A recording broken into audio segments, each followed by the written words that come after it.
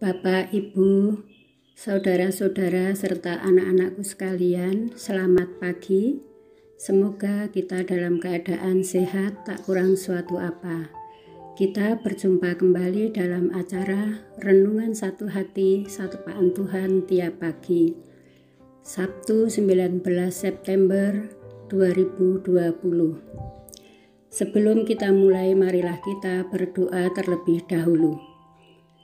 Bapa kami yang ada di surga, terima kasih atas berkat-berkat-Mu. Saat ini kami akan merenungkan firman-Mu. Urapi kami dengan Roh Kudus-Mu, agar kami memahami apa yang menjadi kehendak-Mu dan melakukannya di dalam kehidupan kami. Di dalam nama Tuhan Yesus kami berdoa. Amin. Bacaan pagi ini diambil dari kitab Wahyu 6 ayat 8-10 yang akan dibacakan oleh anak Gabriel, Jemaat Praremaja GKJ Condong Catur. Dipersilahkan Dek Gabriel. Bacaan firman Tuhan pagi ini terambil dari kitab Wahyu 6 ayat 8-10 yang demikian. Dan aku melihat, sesungguhnya ada seekor kuda kuning dan orang yang menungganginya bernama Maut, dan kerajaan maut mengikutinya.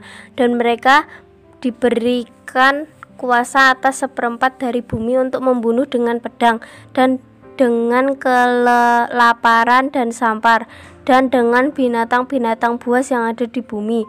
Dan ketika anak domba itu membuka matra yang kelima, aku melihat di bawah mezabah jiwa-jiwa mereka dengan yang telah dibunuh oleh karena firman Allah dan oleh karena kesaksian yang mereka miliki. Dan mereka berseru dengan suara nyaring, katanya, berapa lamakah lagi, ya penguasa yang kudus dan benar, engkau tidak menghakimi dan tidak membalas darah kami kepada mereka yang diam di bumi. Demikianlah sabda Tuhan. Terima kasih Dek Gabriel. Renungan pada pagi hari ini diberi tema Corona. Corona sejenis virus yang muncul pertama kali di Wuhan, Tiongkok pada akhir tahun 2019, maka diberi nama COVID-19. Kemudian menyebar ke berbagai negara, termasuk Indonesia. Masuk ke Indonesia pada awal Maret 2020. Orang yang terinfeksi timbul gejala batuk, pilek, pusing, demam, dan sesak nafas. Tetapi ada orang yang terinfeksi tetapi tanpa gejala, yang biasa disebut dengan OTG. Semua dapat menularkan kepada orang lain melalui droplet atau percikan yang keluar ketika batuk, bersin, dan berbicara. Untuk memutus rantai penularan, pemerintah membuat aturan dengan protokol kesehatan atau dengan new normal, yaitu dengan memakai masker, jaga jarak, dan cuci tangan pakai sabun dalam air yang mengalir, serta menjaga imunitas tubuh dengan baik. Pemerintah juga menyiapkan vaksin yang kini baru diuji klinis.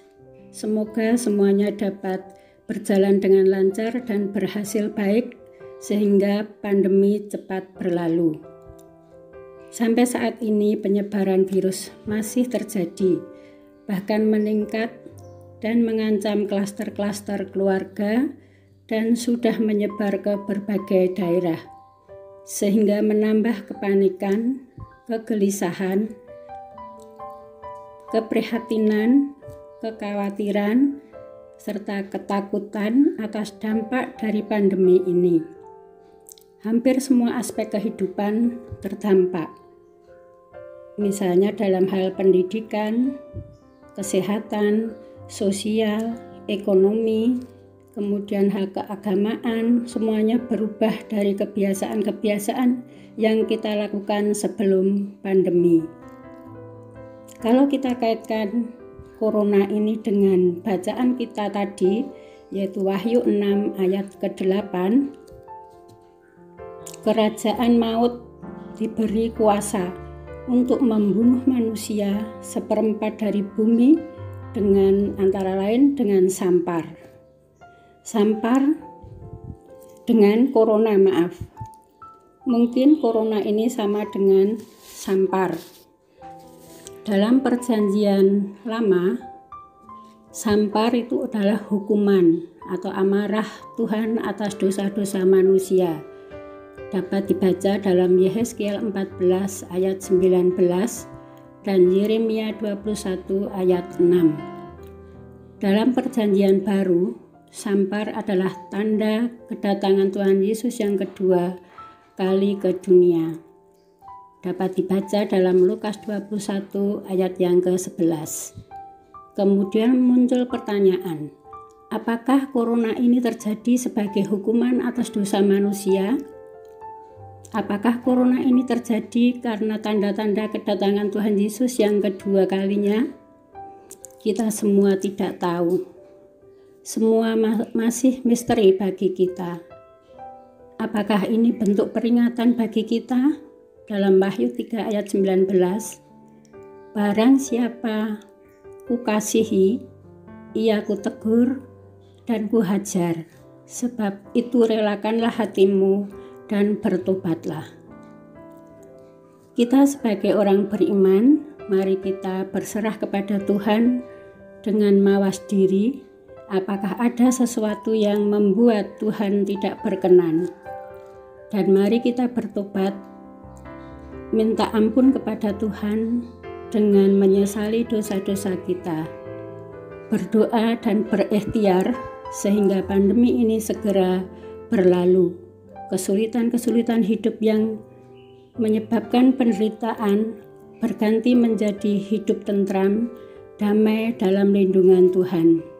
Bapak Ibu bisa baca dalam Mazmur 91 untuk berdoa dalam lindungan Tuhan.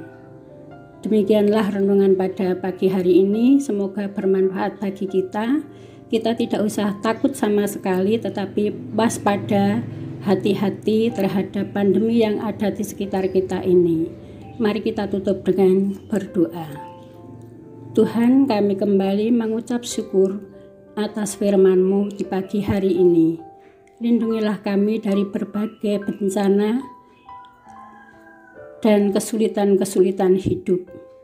Kami serahkan hidup kami di sepanjang pagi ini, sepanjang hari ini, dan selama-lamanya. Ampunilah dosa kami dan kesalahan kami ya Tuhan. Hanya di dalam nama Tuhan Yesus kami berdoa. Amin.